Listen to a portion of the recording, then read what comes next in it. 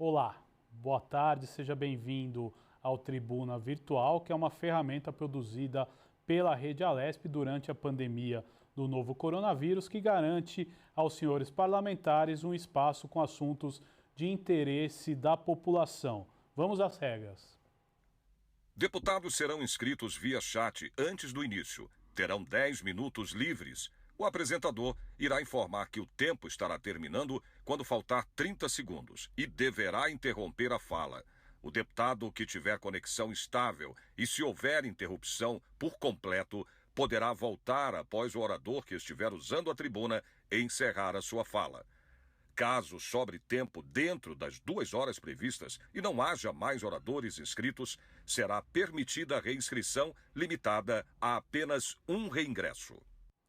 E a gente começa o Tribuna Virtual desta segunda-feira com o deputado Carlos Gianazzi, do PSOL. Deputado, seja muito bem-vindo. O senhor tem 10 minutos. Boa tarde, Guga. Boa tarde, deputado Roberto Freitas, deputados e deputadas, telespectador da TV Assembleia. Hoje saiu um artigo que foi publicado, deputado Freitas, na Folha de São Paulo. O Dória publicou um artigo na seção Tendências e Debates, cujo título é o seguinte: Vacina no braço e comida no prato, que é o novo slogan dele, do governo, em relação à crise sanitária e econômica que nós estamos vivendo no estado de São Paulo. Na verdade, eu achei um absurdo, porque trata-se, na verdade, não de um artigo, mas de um panfleto já apontando para as eleições de 2022, ou seja, um artigo panfletário eleitoreiro, né, da pior qualidade. Mas o que me chama a atenção é que o governador se entrega, Freitas, deputados e deputadas. O governador, num determinado momento do seu artigo, diz o seguinte, né? A economia do estado de São Paulo obteve avanço de 0,4% em 2020, enquanto o Brasil recuou 4,1% no seu PIB, na sua economia. Ou seja, essa fala, essa parte do texto mostra claramente o quanto o governo mente sobre a crise fiscal do Estado, que foi utilizada, deputados e deputadas, para fazer cortes drásticos nos proventos dos servidores, para atacar os pensionistas, os aposentados, com esse famigerado e criminoso confisco das aposentadorias e pensões, que nós estamos lutando aqui na Assembleia Legislativa para revogar, através do PDL que eu apresentei, o PDL número 22, 2020.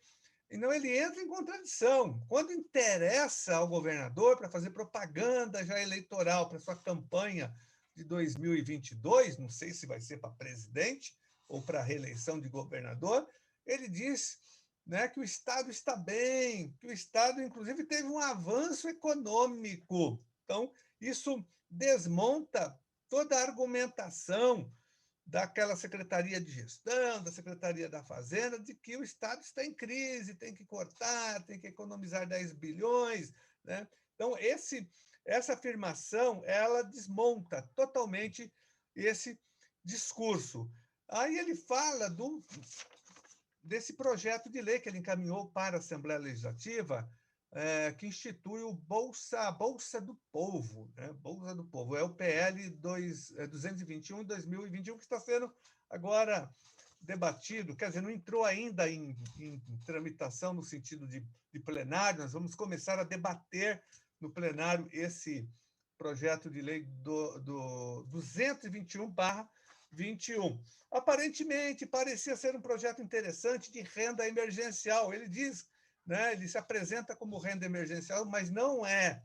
É fake news, não é renda emergencial. Ou seja, né, nós já estamos há mais de um ano na pandemia, o estado de São Paulo já vai atingir quase 100 mil pessoas mortas, infelizmente. Se nada for feito, é isso que vai acontecer, e talvez esse número aumente ainda mais, se nada for feito.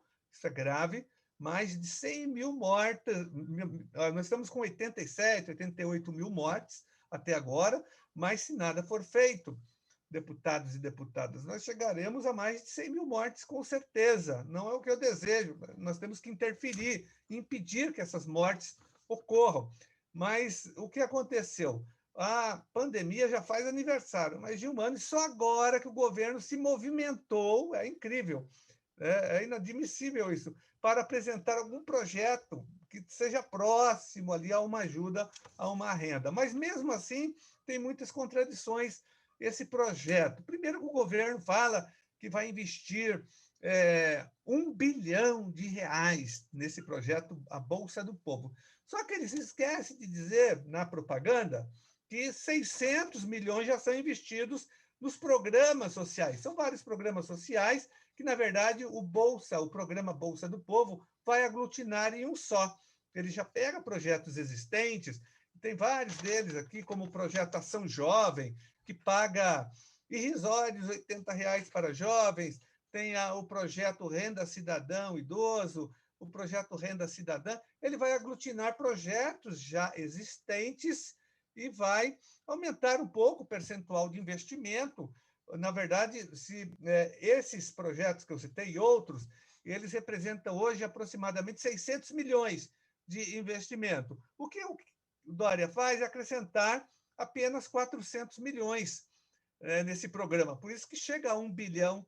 E isso está no próprio projeto de lei. Na justificativa isso aparece, mas ele não fala no artigo. Então, não está investindo R$ 1 bilhão, está investindo 400 milhões num programa que não é renda emergencial, é qualquer coisa menos renda emergencial. Um projeto com muitas contradições, com muitas dúvidas, que, na verdade, se for aprovado do jeito que foi encaminhado, ele representa a aprovação de um cheque em branco para depois o Dória fazer modificações estratégicas no projeto. Então, essa é uma contradição do projeto que nós não podemos aceitar. E uma outra, gente, é que ele exige aqui uma contrapartida do recebimento desses valores, que é um absurdo, porque agora é pandemia. Nós não podemos exigir contrapartida das pessoas. Por exemplo, ele diz que vai contratar 20 mil mães, ou pais de alunos, não sei, para trabalhar em escolas públicas da rede estadual. Olha, para pagar R$ 500 para cada pessoa. Ou seja, ele vai movimentar pessoas durante a pandemia, e quando as escolas precisam de profissionais contratados através do concurso público de provas e títulos, e tem concurso aberto de agente de organização escolar que o governo não chama. Ele tem que chamar esses servidores, tem vários cargos abertos, cargos vagos. Então, o governo tem, e a legislação permite, sim, que ele faça a chamada, porque não é a criação de um novo concurso, ele vai chamar as pessoas aprovadas para ocupar cargos vagos nas escolas estaduais. Não tem que contratar, tem que dar os R$ 500 para as mães dos alunos, mas não pode exigir contrapartida delas. Isso é um absurdo. Exigir de contrapartida que as pessoas estudem no meio de uma pandemia. As pessoas que terão acesso à renda, essa suposta renda que ele chama aqui de Bolsa do Povo, essas pessoas não têm condições agora de se locomover, essas pessoas não têm condições, não têm acesso à internet, muitas vezes. Como que elas vão fazer os cursos, mesmo que online? O momento é de socorrer as pessoas para atacar uma questão fundamental, que é o aumento da miséria e da fome, é o mínimo. Agora, não dá para, num momento como esse de pandemia, com quase 100 mil mortes no estado de São Paulo, exigir que as pessoas trabalhem em escolas sem nenhum preparo. Isso é um absurdo total. Eu tenho que chamar, sim, faltam funcionários, mas tem que chamar os aprovados no concurso público e não pode exigir contrapartida. Por isso que não é renda emergencial. Ou seja, esse governo do PSDB, mesmo quando ele acerta, ele erra. É tão simples, dar uma renda emergencial. O estado de São Paulo é o estado mais rico da federação, e há um ano já de existência da pandemia, o governo não ajudou o povo, abandonou a população sem renda emergencial, dizendo fique em casa, mas só ficar em casa sem ajuda não dá, tem que ter ajuda emergencial. Já que o governo federal é omisso, né, que só agora, depois de quase 4 meses, que aprovou no Congresso um novo auxílio emergencial, mas irrisório, que não dá para comprar nem o gás, aquela R$ 150, 250 e R$ 375. Isso aí é muito insuficiente, não dá para comprar nem meia cesta básica com esse valor. Então, o Estado de São Paulo é o estado mais rico da federação, tem um orçamento, deveria contribuir, né, com valores mais altos em relação a essa parte. É uma parte importante para manter o isolamento social. Então, eu queria fazer essas considerações e essas ponderações ao projeto de lei. Eu apresentei emendas para que ele seja alterado e transformado, de fato, num projeto de renda emergencial. Muito obrigado. Muito obrigado, deputado Carlos Gianazzi, do PSOL, participando conosco do Tribuna Virtual desta segunda-feira. Agora temos a inscrição do deputado Adalberto Freitas, do PSL. Deputado, seja bem-vindo ao Tribuna Virtual. O senhor tem 10 minutos. Boa tarde, meu amigo Guga Mendonça, e parabenizo a todo o pessoal da Rede Alesp, do programa Tribuna Livre. Cumprimento aqui o nobre deputado Carlos Gianazzi e o deputado Ricardo Melão, que aqui está também para poder se pronunciar aqui no Tribuna Livre. É muito importante esse canal de comunicação, eu faço questão de falar isso todas as vezes que entro, porque é o meio que nós, parlamentares, utilizamos para poder manter um contato com a nossa população, com nossos eleitores, com nossos deputados também que aqui assistem, e deixar registrado aqui o nosso trabalho, um pouco do nosso trabalho. Então, eu gostaria, assim, de colocar aqui um trabalho que nós fizemos, uma homenagem que fizemos aqui hoje, a secretária de Segurança Pública Urbana da cidade de São Paulo, ela chama-se Elza Paulino de Souza. Ela foi indicada pela Embaixada dos Estados Unidos com o título Brazilian Women Making a Difference, que, traduzindo, quer dizer Mulheres Brasileiras Fazendo a Diferença. Eu vou colocar a imagem aqui, só um minuto, por gentileza.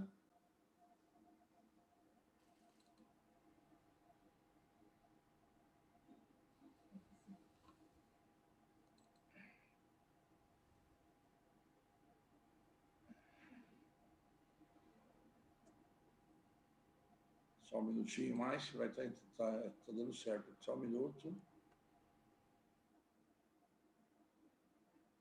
Pronto.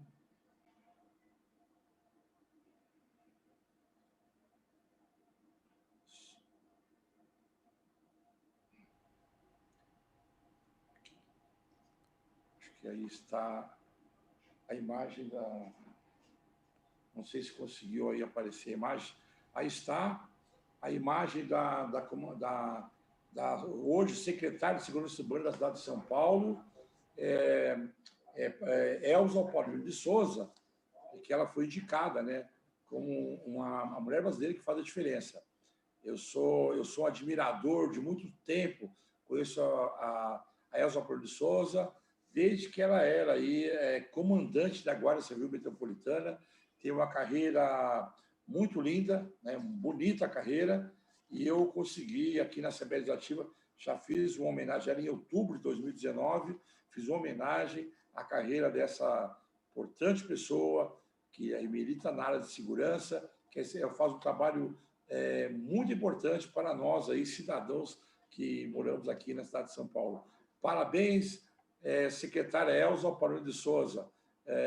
Eu tenho uma admiração muito grande e vou sempre estar aí participando aí de todas as suas ações. Muito obrigado por tudo que a senhora faz pela cidade de São Paulo e pelo Brasil. Obrigado.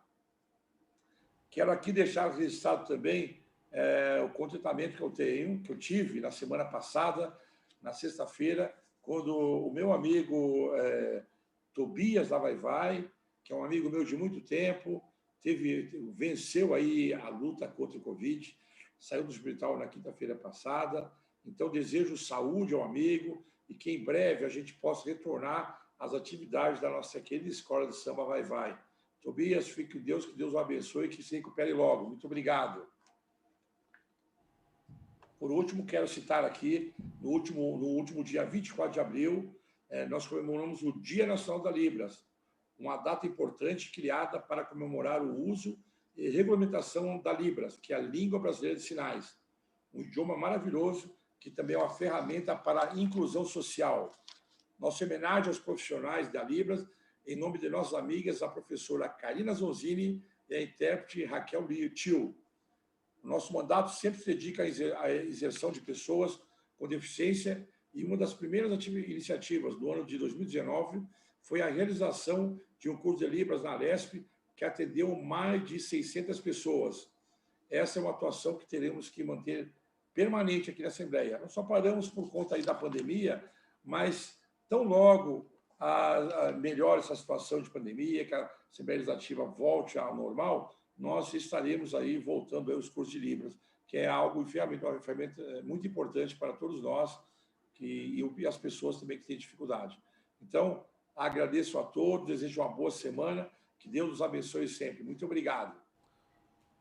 Muito obrigado. Este foi o deputado Adalberto Freitas, do PSL, que participou conosco deste Tribuna Virtual nesta segunda-feira. E agora o Tribuna Virtual recebe o deputado Ricardo Melão, do Partido Novo. Deputado, seja bem-vindo ao Tribuna Virtual. Muito obrigado, Guga. Queria saudar também todos os deputados aí que me antecederam na fala, o deputado Carlos Janaz, o deputado Adalberto Freitas, que trouxeram aí questões bastante relevantes, né, para serem colocadas, notificadas. E eu queria falar de um problema, Guga, que eu, morador da capital de São Paulo, há muito tempo acompanho e tenho recebido diversas reclamações de conhecidos, mas eu queria aqui destacar a reclamação desse mesmo fato que me veio através do Nicolas Lema, né, que é lá da região da Chácara de Santo Antônio. Lá teve, através da operação urbana da Água Espraiada, teve a obra de prolongamento da Avenida Chucre Zaidan, que começou em 2012, e teve o início da construção de um túnel ali que ajudaria a desafogar o trânsito na avenida, e a facilitar ali a vida de todos que circulam por lá, em termos de mobilidade urbana, como também dos moradores. Só que esse túnel, que a obra começou em 2016 e foi prometida a inauguração dele o mais rápido possível, né, teve um prolongamento da avenida inaugurado em 2018 pelo então prefeito João Dória. Costumo falar mais de temas relacionados ao governo do Estado, mas esse é um tema que compete ao nosso governador, que infelizmente não cumpriu seu mandato até o final e agora deixou seu sucessor a herança desse problema. Na época que foi inaugurado, em 2018, o prolongamento da avenida, o túnel, que era para ter ficado pronto, não foi inaugurado. E prometeram que fariam essa inauguração até 2019. Né? Uma obra de um túnel cujo valor é de 440 milhões de reais. Foi prometido pelo então prefeito, hoje governador João Dória, que seria inaugurado durante a gestão dele. Não foi.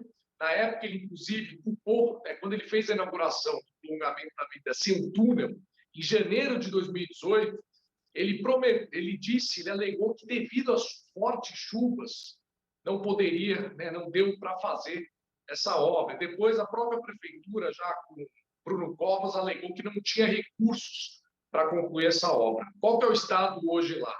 Primeiro, o quanto esse túnel parado, do jeito que ficou, atrapalha a fluidez do trânsito local. É terrível. Quem já teve a oportunidade de ir lá pode ver.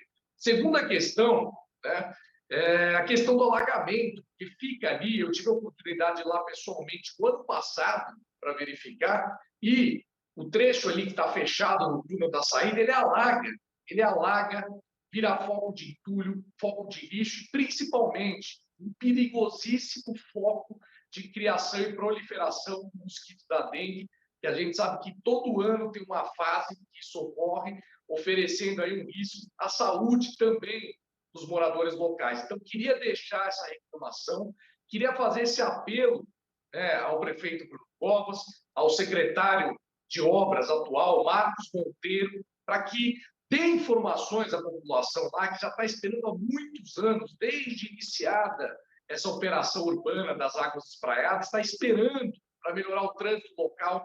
a inauguração não só do prolongamento da Avenida Chucre de Zaidan, como desse túnel, que facilitaria muito ali a mobilidade urbana naquele local, não gerando o caos que hoje gera, inclusive, como apontei aqui, gerando perigos para a saúde dos moradores locais, já que ali é um foco de entulho e um foco de proliferação do mosquito da dengue. Então, eu queria fazer esse apelo para saber, inclusive, da Prefeitura, se puder encaminhar ali, não sei como é que é o procedimento aqui, da Assembleia para a Prefeitura, as notas taquigráficas desse discurso, para que dê informações aos moradores locais sobre como eles pretendem proceder com essa obra, o que eles pretendem fazer e quando que está prevista a inauguração desse túnel. Já estamos aí há pelo menos 2 anos e alguns meses aguardando a finalização dele com essa obra parada, essa obra completamente paralisada. Então, essa é a minha consideração aqui no dia de hoje. E, por favor, se puder fazer esse apelo aí para que sejam divulgadas essas informações, eu agradeceria muito. Muito obrigado a todos os deputados. Cumprimento também outros 2 deputados que vejo aqui, o deputado Joaquim Calma e o deputado Paulo Fiorito também, que estão aqui hoje. Muito obrigado, deputado Ricardo Melão, do Partido Novo. E no Tribuna Virtual desta segunda-feira, agora participa o deputado Jorge do Carmo, do Partido dos Trabalhadores. Deputado, seja bem-vindo ao Tribuna Virtual desta segunda. Muito obrigado. Boa tarde, colegas deputados. Deputado Ricardo Melão, que me antecedeu, deputado Paulo Fiorilo, meu colega de bancada, que está também na Tribuna Livre. Cumprimentar as deputadas e deputados.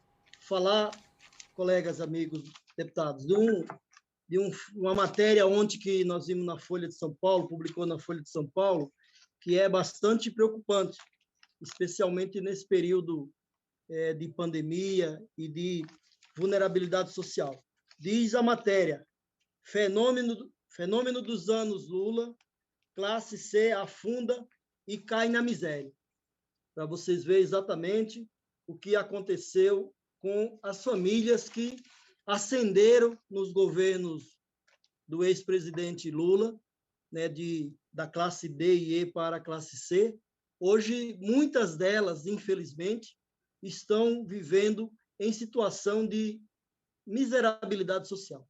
Lamentavelmente, a gente tem visto pessoas que perderam seus empregos, perderam, né, as rendas familiares que tinham e não conseguem mais pagar aluguel, não tinham a casa própria, não conseguem mais pagar aluguel e tiveram que ser empurradas para muitas áreas irregulares, muitas áreas de ocupações, por conta exatamente da crise social, da crise sanitária que o país, né, que o mundo se assola, e especialmente aqui o nosso estado.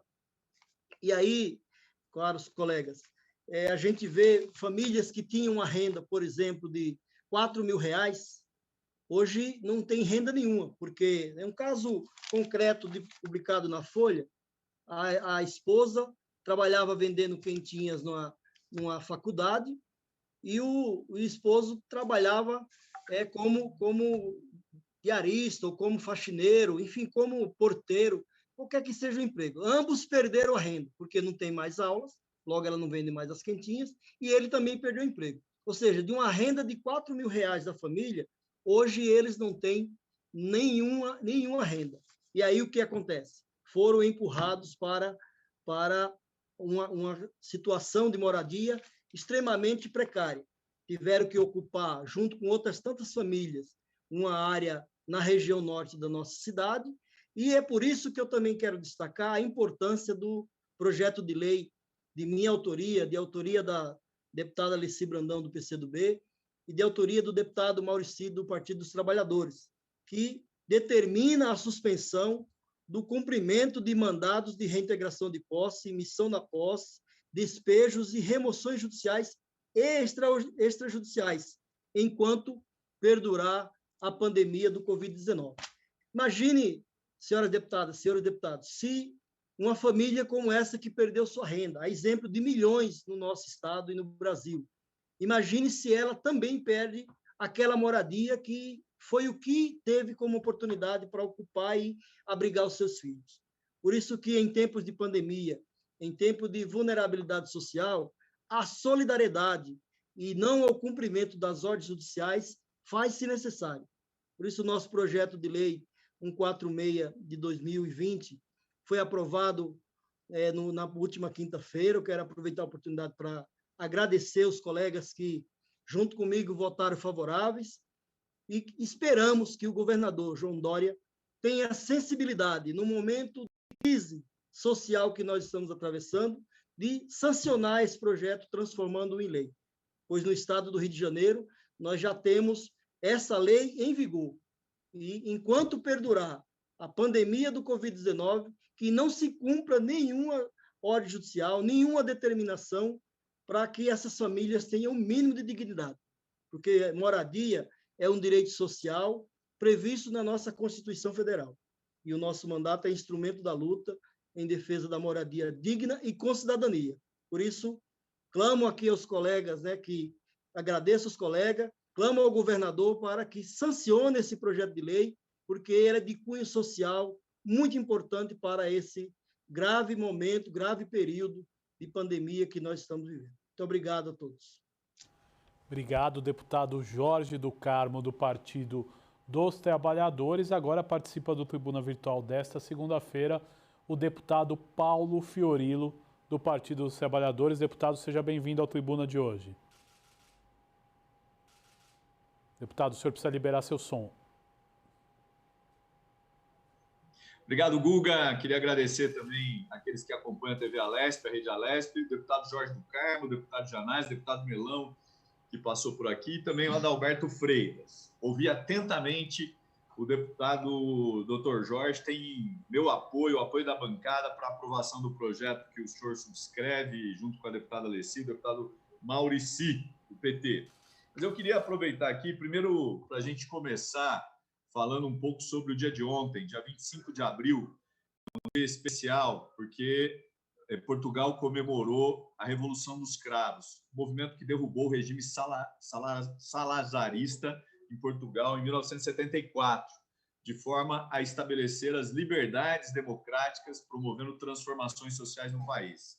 Após um golpe militar de 1926, foi estabelecida uma ditadura no país. No ano de 1932, Antônio de Oliveira Salazar tornou-se primeiro-ministro das Finanças e virtual ditador. Salazar instalou um regime inspirado no fascismo italiano. As liberdades de reunião, de organização e de expressão foram suprimidas com a Constituição de 33. E, em 1974, no dia 25 de abril, o povo português conseguiu restabelecer a democracia naquilo que ficou conhecido como a Revolução dos Cravos, porque os soldados receberam cravos e não atiraram, e, a partir dali, Portugal estabelece a democracia. E para a gente é muito importante ter essa referência, até pela relação que temos com Portugal e com a importância de defender a nossa democracia, que vive um momento muito, mas muito delicado em função da pandemia. Essa semana a gente deve chegar a 400 mil óbitos, o que é inadmissível, né? Um governo que nega, que tem uma política genocida, que não se preocupou em comprar vacinas, e agora a gente corre atrás do prejuízo, um prejuízo de vidas de pessoas conhecidas. Tenho certeza que os deputados que aqui estão conhecem pessoas que foram a óbitos, que são amigos, vizinhos, parentes. Então, quero deixar aqui um abraço a todos aqueles que perderam os seus entes queridos. Eu, sábado, tive mais uma informação de um amigo que faleceu por conta da Covid. Dito isso, eu queria entrar num outro tema que considero importante e muito esquisito, muito estranho, que é um acordo feito entre o Ministério Público e a Ecovias, que delatou um esquema de corrupção durante 3 governos do PSDB, e que, infelizmente, ainda não foi homologado, porque o governo Dória disse que não conhece os termos, não participou desse processo feito pelo Ministério Público, que envolve a cifra, deputado Dr. Jorge, que nos acompanha aqui, Gianazzi, de 650 milhões. Corrigido, a gente chega a 700 milhões. A empresa já havia relatado ações ilegais, como a simulação de competição em licitações em 12 concessões rodoviárias realizadas durante o governo Mário Covas, Geraldo Alckmin, José Serra, todos do PSDB. O que é mais grave, é que eles fazem a delação envolvendo agentes públicos e políticos do PSDB. Aí, a reportagem vai perguntar do processo, ele está sob sigilo. Então, o Ministério Público não divulga, a imprensa não tem acesso. Nós precisamos ter acesso às informações, porque elas são fundamentais, principalmente agora, deputado Dr. Jorge, Carlos Janás, que nós vamos ter instalado aqui a CPI da Dersa. Nós precisamos descobrir a caixa preta que tem o PSDB em acordos que envolveram bilhões, e que, segundo o relato, favorece políticos e agentes públicos. Nós não podemos, a Assembleia não pode ficar sem a resposta. Por isso, nós vamos pedir ao MP que informe a Assembleia quais são os agentes públicos, os políticos que receberam recursos ilicitamente, ilegalmente, né? Várias matérias saíram, Estadão, Folha. O deputado Janazes deve acompanhar essa questão também, porque isso aqui se arrasta há muito tempo. PSDB envolvido em corrupção e colocam sempre um jeito de não aparecer. Agora, o Ministério Público não divulga quem são os agentes públicos, os políticos, só diz que são 3 gestões do PSDB. Nós queremos que se coloque luz nesse que é fundamental para poder esclarecer as dúvidas. Se o Ministério Público tiver dificuldade de apresentar, quem sabe a CPI não pode aprovar a convocação dos representantes da Ecovias, os representantes do governo do Estado, para que eles relatem exatamente quem é que se beneficiou com a corrupção do PSDB. Esse é o grande debate que nós vamos ter que enfrentar se o Ministério Público se negar a apresentar os dados e as informações necessárias. Eu queria continuar com um tema que o Dr. Jorge apresentou, dessa questão da classe C, que desaba para a miséria, né? Um crescimento do número de pessoas que estão vivendo na miserabilidade.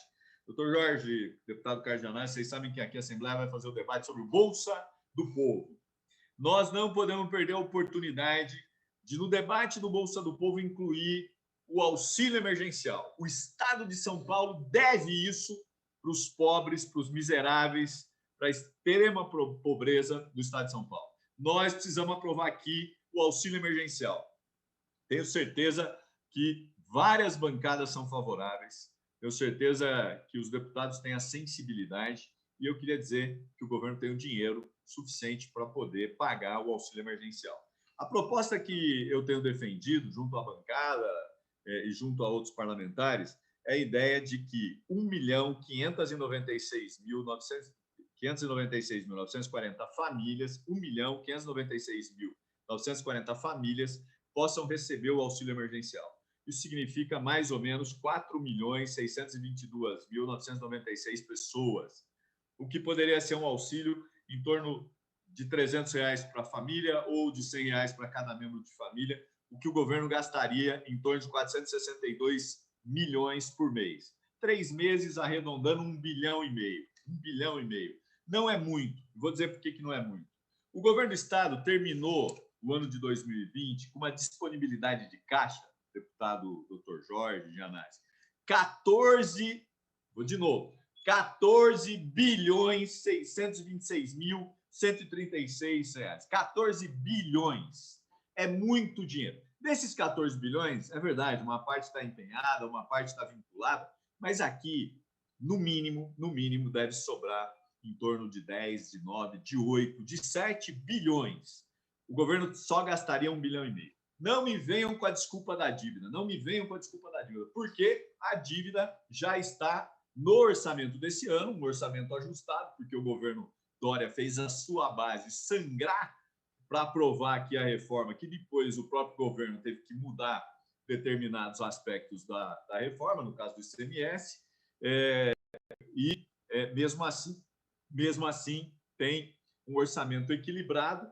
Os 3 primeiros meses desse ano, o ICMS continuou crescendo. Óbvio que nós vamos ter uma retração, porque diminuiu o valor do auxílio emergencial do governo federal, que não está preocupado com o povo pobre, que precisa ter recurso, e o governo do estado ainda não tem um programa emergencial, ainda não tem, porque a Assembleia vai ter a capacidade, assim como a Câmara Federal teve, de propor um auxílio emergencial, porque há recursos no caixa do governo Dória para que a gente faça o auxílio emergencial, assim como outras medidas, como essa do projeto que fez referência ao Dr. Jorge, da deputada Alessi, com coautoria do Dr. Jorge e do deputado Maurici, que suspende as reintegrações de posse nesse momento tão duro, tão difícil da vida das pessoas. Nós vamos, essa semana, até quinta, até quarta, infelizmente, nós vamos bater 400 mil óbitos no país. 400 mil é um número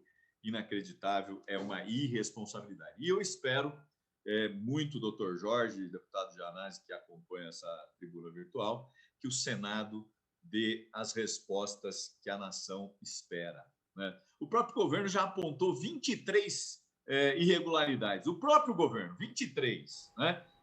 A oposição apontou 17, 18, eles já apontaram logo 23. Portanto, existe vários crimes que foram cometidos que precisam ser apurados. Vários. Eu queria agradecer, Guga, que nos acompanharam e nos ouviram. Essa semana e a semana que vem, o debate aqui vai ser sobre auxílio emergencial e vamos estar juntos nessa luta. Grande abraço a todos. Muito obrigado, deputado Paulo Fiorilo, do Partido dos Trabalhadores. Agora o deputado Carlos Janazzi, do PSOL, usa a reinscrição. Deputado, seja bem-vindo mais uma vez. Obrigado, Guga. Quero cumprimentar novamente o deputado Jorge do Carmo, o deputado Paulo Fiorilo, o deputado Melão, que estava há pouco na sessão, o deputado Freitas também, todos os parlamentares, o telespectador da TV Assembleia. E dizer que nós continuamos aqui exigindo que o governo estadual, que o governo Dória não reabra as escolas, que abandone essa intenção criminosa de tornar a educação também no estado de São Paulo em atividade essencial, que é uma farsa, a farsa da essencialidade da educação. No momento em que nós estamos caminhando no estado de São Paulo para 100 mil mortes, é grave isso, no único estado, ter 100 mil pessoas mortas, né? Até alguns dias atrás, nós estávamos com 2 mil pessoas morrendo no estado de São Paulo por dia. Isso é grave. A pandemia não está controlada no estado de São Paulo. O governo fica jogando com as fases de acordo com os interesses do poder econômico do estado, da Fiesp, da associação comercial, dos donos das escolas particulares, fica brincando com a vida das pessoas. Então, a pandemia está descontrolada no Brasil e no estado de São Paulo. Então, não tem cabimento reabrir escolas, né? Obrigar a volta às aulas presenciais. Essa experiência que nós tivemos agora, já no início do ano, já foi fatal. Nós perdemos muitas vidas de profissionais da educação e de familiares também de alunos que foram contaminadas. Várias famílias foram contaminadas. Então, isso só tem aumentado. Nesse momento, é importante manter as escolas fechadas, porque escola fechada é vida preservada. Se as escolas não estivessem fechadas durante toda a pandemia no Brasil, que movimenta hoje, na sua base, só na educação básica, 50 milhões de alunos, são os alunos matriculados aproximadamente na educação básica, a situação seria muito pior, com quase 3 milhões de professores, sem contar os outros profissionais da educação, a situação seria, talvez nós teríamos um número de mortes muito superior a esse. Eu tenho certeza que sim, porque esse contingente que eu citei aqui, com números aproximados, representa 1/3 do povo, da população, do povo brasileiro, 30% da população. Então, é importante que o governo reveja essa posição. Nós já acionamos a Justiça, o Ministério Público, para que as escolas sejam mantidas fechadas e que se volte ao trabalho remoto, como nós estávamos fazendo no ano passado, que é ruim, não é o ideal, correto, mas é melhor do que perder vidas, do que, né, ver a morte presente o tempo todo no cotidiano escolar. E até porque também voltar nessas condições com medo, com receio, com pânico, com terrorismo psicológico, não adianta, porque os professores não conseguem ensinar com tranquilidade, porque o professor está com medo, os alunos não conseguem aprender, porque estão com medo também, as famílias estão com medo, então não é possível ensinar e aprender nesse clima de terror que nós estamos vivendo no Brasil, no estado de São Paulo e nas escolas. O ideal agora, nesse momento, é fazer trabalho remoto, todo mundo em sua casa, e que o governo instrumentalize os nossos alunos com internet gratuita, com computadores, com celulares inteligentes, assim, e faça o mesmo com os profissionais da educação. Essa é a solução para que nós possamos atravessar a pandemia.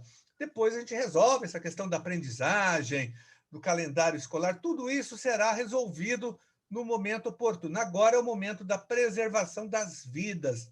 Por isso que escola fechada é vida preservada. Eu quero manifestar todo o meu apoio às greves sanitárias dos profissionais da educação, na rede estadual, na rede municipal de ensino, que é uma greve heróica que já dura mais de 60 dias, e os profissionais da educação de São Paulo estão sendo atacados com o corte do ponto, um corte covarde da Secretaria Municipal de Educação, da gestão Bruno Covas, um absurdo o que a gestão Bruno Covas está fazendo com os profissionais da educação que lutam pela vida, estão em greve em defesa da vida, não só deles, mas também de toda a comunidade escolar. Estão sendo perseguidos, né, com o corte dos seus proventos, dos seus salários, todo o nosso apoio a vocês, meus colegas, professores e servidores da educação, da rede municipal, das redes municipais do Estado de São Paulo, da rede estadual e, sobretudo, ainda da rede privada. Esses são os mais massacrados, são assediados, são ameaçados de demissão caso não voltem, caso questionem essa possibilidade do trabalho remoto. Um absurdo que vem acontecendo com as escolas particulares, o assédio e a perseguição aos professores da rede particular. Então, nós temos que manter escolas fechadas durante a pandemia, nós só vamos voltar quando houver condições sanitárias seguras, quando houver vacinação de fato para todos os profissionais da educação, quando houver testagem, quando houver acompanhamento, quando nós reduzirmos drasticamente o número de mortes, de internações, de falta de leitos hospitalares. O que nós temos agora é o inverso, nós temos morrendo por falta de UTI, nós temos pessoas morrendo por falta de remédios, do kit intubação, todos estão acompanhando o colapso da saúde no estado de São Paulo, colapso no sistema funerário. Então, escola fechada é vida preservada da comunidade escolar e de toda a população. A aprendizagem se recupera, vidas não. Quero ainda aproveitar para dizer que, no meio desse cenário todo que eu citei, de mortes, quase 100 mil mortes no estado de São Paulo por conta da pandemia, alguns dias atrás, nós tínhamos 2.000 pessoas morrendo só no estado de São Paulo, em 24 horas, todo esse cenário de crise, de colapso na saúde do sistema funerário, o governo estadual, através da SEDUC, através do secretário Rocieli Soares, que eu chamo de Rocieli Weintraub, né, vem passando a boiada, ele se aproveita dessa situação de fragilidade e tenta impor na marra esse PEI, esse programa de ensino integral, que é uma verdadeira farsa, na verdade, uma farsa.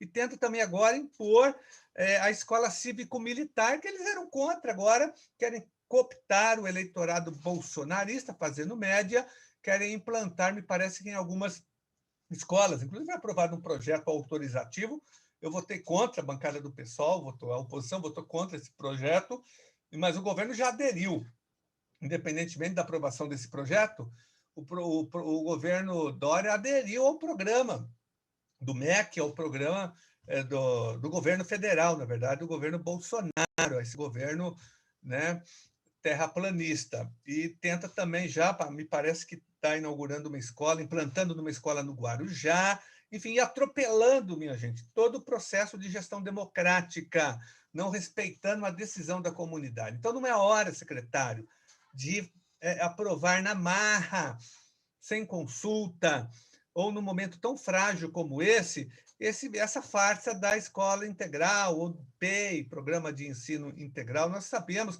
que é um projeto excludente, que exclui alunos, que exclui profissionais da educação.